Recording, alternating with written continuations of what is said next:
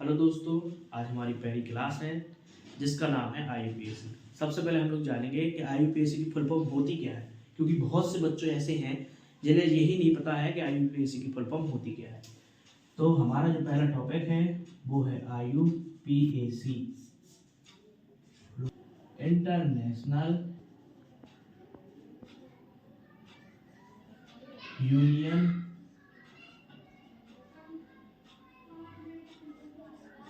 Of pure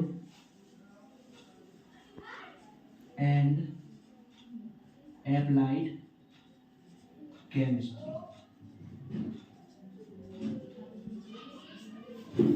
ठीक है, क्या होती है इसकी full form? International union of pure and applied chemistry. यह एक अंतरराष्ट्रीय संगठन है। ठीक है, इसके अंतर्गत हम लोग पढ़ेंगे। तो दोस्तों, कार्बन की जो संयोजकता होती है वो होती है 4। पहले हम सिंगल बॉन्ड से दर्शाते हैं। कार्बन की 4 संयोजकता होती है। कार्बन की कितनी संयोजकता होती है दोस्तों? कार्बन की संयोजकता होती है 4।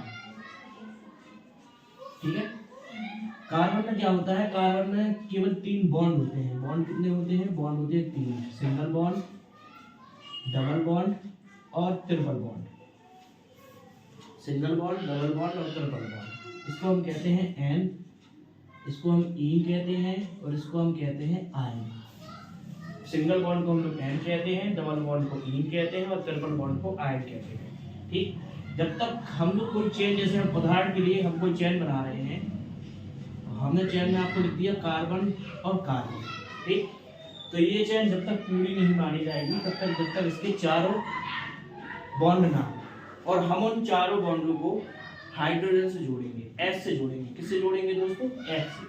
तो हम क्या करेंगे? यहाँ भी एच लिख देंगे, यहाँ भी एच लिख देंगे और यहाँ भी एच लिख देंगे, फिर यहाँ, यहाँ और यहाँ।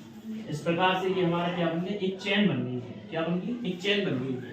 ठीक, यदि कार्बन की संख्या 1 है तो हम उसको मेथ लिखते हैं। यदि कार्बन हमारे पास 2 है तो हम उसको एच लिखेंगे। यदि कार्बन हमारे पास 3 है तो हम उसको प्रोप लिखेंगे। यदि कार्बन हमारे पास 4 है तो हम उसको ब्यूट लिखेंगे। यदि कार्बन की संख्या 5 है तो हम उसको बेंड लिखेंगे। यदि कार्बन की संख्या 6 है तो हम उसको हेक्स लिखेंगे। यदि कार्बन की संख्या 7 है तो हम उसको हेप्ट लिखेंगे। कार्बन 8 है तो ऑक्ट, 9 है तो नॉन और 10 होगा तो डेक। इसी क्रम में हम उसको लिखेंगे। उदाहरण के लिए, यदि कार्बन और कार्बन है तो हमें पता है कि कार्बन के पास 4 संयोजकता होती है। यहाँ हमने देखा कार्बन को एक कार्बन जोड़े, कार्बन की 3 बॉन्ड खाली है जिसे हम एच से पूर्ति कर देंगे। तो हम यहाँ पे एक एच दे देंगे, एक एच यहाँ पे दे देंगे और एक एच यहाँ पे। यहाँ भी 3 बॉन्ड के लिए अलग अलग एच। ठीक, अब हम देखेंगे हमारे पास कार्बन है तो कितने हैं। हमने देखा हमारे पास केवल 2 कार्बन है। यदि 2 कार्बन है तो उसका नाम एथ होगा, तो हम यहाँ लिख देंगे एथ। अब हम देखेंगे हमारे जो कार्बन की चेन है उसको ये बॉन्ड कैसे है। सारे बॉन्ड सिंगल बॉन्ड में है। यदि सारे सिंगल बॉन्ड में है तो हम इसका नाम एन लिखेंगे। इस प्रकार इसका नाम हो गया एथ। ठीक है दोस्तों, अब इसी प्रकार यदि कार्बन, कार्बन और कार्बन और कार्बन है तो हम यहाँ पे इसको फिर से सिंगल बॉन्ड एच दे देंगे, यहाँ पे एच दे देंगे, यहाँ पे एच, यहाँ पे भी, यहाँ पे भी, यहाँ पे भी और यहाँ पे भी। यहाँ देखो कार्बन के 4 बॉन्ड ये हो गए, 4 बॉन्ड ये हो गए, 4 बॉन्ड ये हो गए, 4 बॉन्ड ये हो गए। अब हमारे पास कार्बन कितने हैं? 1 2 3 4। 4 कार्बन है तो 4 कार्बनों का नाम होता है ब्यूट। तो हम यहाँ पे लिख देंगे ब्यूट। हमने देखा सारे कार्बन कैसे बॉन्ड से जुड़े हुए हैं? सिंगल बॉन्ड से जुड़े हुए हैं। सिंगल बॉन्ड से यदि जुड़े हुए होंगे तो हम इनका नाम एन रखेंगे, इसलिए इसका नाम हो गया है ब्यूटेन। सिंगल बॉन्ड के लिए दोस्तों फॉर्मूला होता है, सिंगल बॉन्ड के लिए CnH2n+2। ठीक, और डबल बॉन्ड के लिए फॉर्मूला होता है CnH2n। ट्रिपल बॉन्ड के लिए फॉर्मूला होता है CnH2n-2। कैसे होता है ये हम आपको बता रहे हैं। देखिए, जैसे हमारे पास कार्बन कार्बन और कार्बन, हमने आपको बताया कि कार्बन की संयोजकता कितनी होती है 4। हमने देखा ये कार्बन के पास एक सिंगल बॉन्ड है, अब इसके पास कितने बॉन्डों की कमी है 3 बॉन्ड। हमने तीनों बॉन्डों को H से जोड़ दिया क्योंकि कार्बन के साथ हमेशा H जुड़ा रहेगा।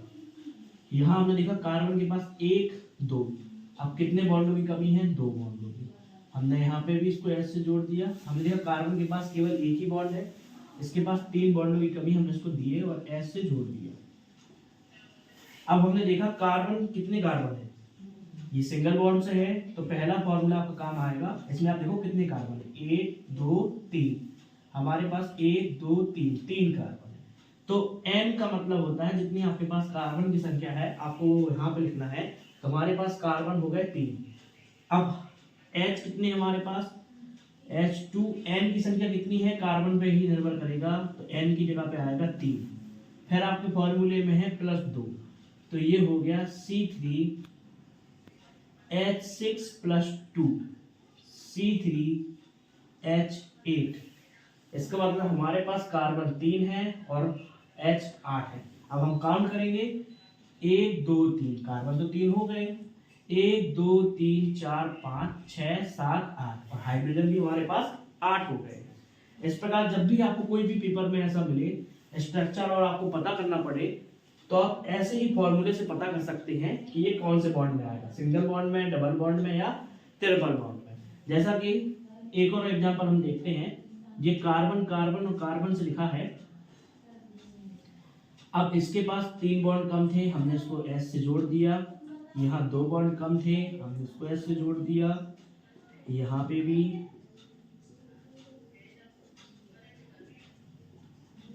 अब हमने देखा ये सब सिंगल बॉन्ड से जुड़ रहे हैं, इसलिए पहला फॉर्मूला ही हमारा काम में आएगा। कार्बन कितने हैं हमारे पास, हम काउंट करेंगे 1 2 3 4 5, हमारे पास कार्बनों की संख्या 5 है। ठीक, H2 N की संख्या हमारे पास 5 + 2, कार्बन 5 5 दूनी 10 और 2 12। इसका मतलब हमारे पास कार्बन 5 है और हाइड्रोजन 12 है। अब हम काउंट करेंगे 1 2 3 4 5 6 7 8 9 10 11 12। इस प्रकार हम किसी भी स्ट्रक्चर को इस फॉर्मूले के माध्यम से पता कर सकते हैं कि वो किस बॉन्ड के अंतर्गत आ रहा है और हम उसे बना भी सकते हैं। उदाहरण के लिए यदि कार्बन डबल बॉन्ड कार्बन से जुड़ा होता, कार्बन डबल कार्बन से जुड़ा होता तो हमें पता है कि कार्बन के पास 2 बॉन्ड हैं। अब इसके पास केवल 2 ही बॉन्ड बचे हैं, हम कहीं भी एडजस्ट कर सकते हैं। यहाँ पे भी हमने देखा कार्बन के पास केवल 2 बॉन्ड है, तो हमने इसको भी एक हाइड्रोजन यहाँ दे दिया, एक यहाँ दे दिया। अब हमें पता है कि यदि डबल बॉन्ड आएगा तो ये वाला फॉर्मूला हमारा काम में आएगा। तो हम यहाँ पे लिखेंगे CnH2n। कार्बनों की संख्या कितनी है, कार्बनों की संख्या हमारे पास 2 है और यहाँ पे एनओ की संख्या 2, तो कार्बन 2 और हाइड्रोजन हो गए हैं 4। आप काउंट भी कर सकते हैं 1 2 3 4। तो देखिए जैसे ही जब डबल बॉन्ड आएगा और आपको पता करना होगा कि ये डबल बॉन्ड इस फॉर्मूले के अंतर्गत है, यदि ये इस फॉर्मूले के अंतर्गत है तो ये एक चेन है, वरना ये चेन नहीं है। हम देखेंगे फॉर्मूला नंबर 3।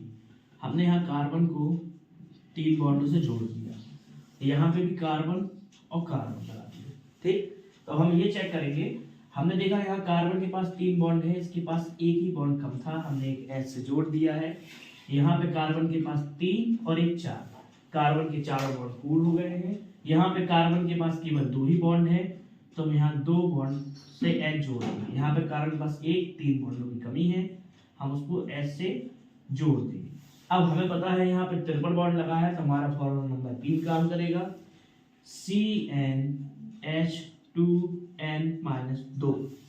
ठीक, इसमें हम देखेंगे कार्बन हमारे पास कितने हैं। हमारे पास कार्बनों की संख्या है 1 2 3 4, कार्बन 4 है, हाइड्रोजन 2, N की संख्या 4 - 2, carbon 4 hydrogen 8 - 2, carbon 4 hydrogen 6, C4H6। इस प्रकार ये हमारा जो स्ट्रक्चर है ये बन गया C4H6। अब हम यहाँ पे कार्बनों की संख्या गिनेंगे 1 2 3 4, हाइड्रोजन गिनेंगे 1 2 3 4 5 6। इस प्रकार कोई भी स्ट्रक्चर हो और आपको ऐसे बनाने को मिल जाए या पेपर में एग्जामिनर आपको दे दे कि C6H10, तो आप पता कैसे चलोगे कि ये कौन सा कार्बन है, किस बॉन्ड के अंतर्गत आ रहा है, सिंगल बॉन्ड, डबल बॉन्ड या ट्रिपल बॉन्ड।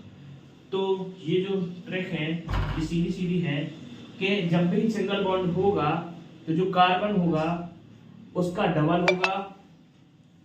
तो जैसे कि हमारे पास कार्बन यदि 6 होते तो 6 का डबल 6 दूनी 12 और 2 14, तो हमारे पास कार्बन जितने भी होते हाइड्रोजन उसके डबल प्लस 2 होते। यदि डबल बॉन्ड होता तो हमारे पास कार्बन जितने भी हैं उसका दुगना ही हाइड्रोजन होते। यदि ट्रिपल बॉन्ड है तो हमारे पास कार्बन जितने भी हैं उसका हम पहले डबल करेंगे, फिर उसमें से 2 कम कर देंगे।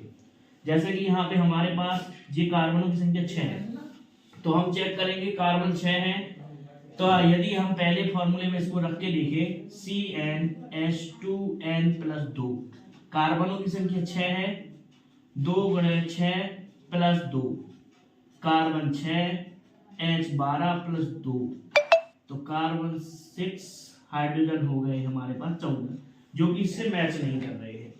ठीक, तो हम दूसरा देखेंगे CnH2n, कार्बन हमारे पास 6 हैं, 2 × H, n की संख्या कितनी है 6, कार्बन 6 H12।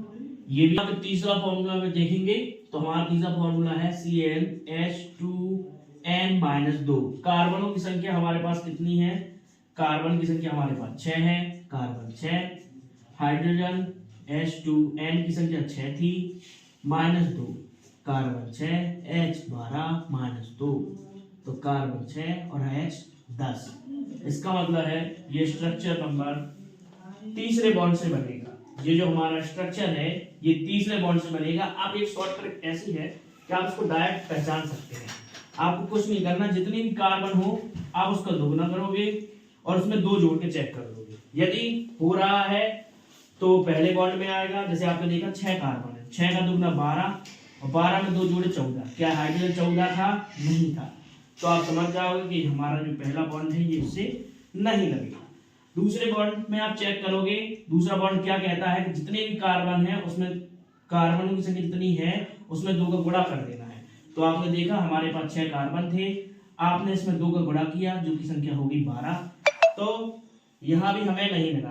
तो आपको समझ में आ गया होगा कि जब भी हमारे पास जितने भी कार्बन होंगे हम उसका डबल करके देखेंगे तो वो डबल बॉन्ड के अंतर्गत आएगा।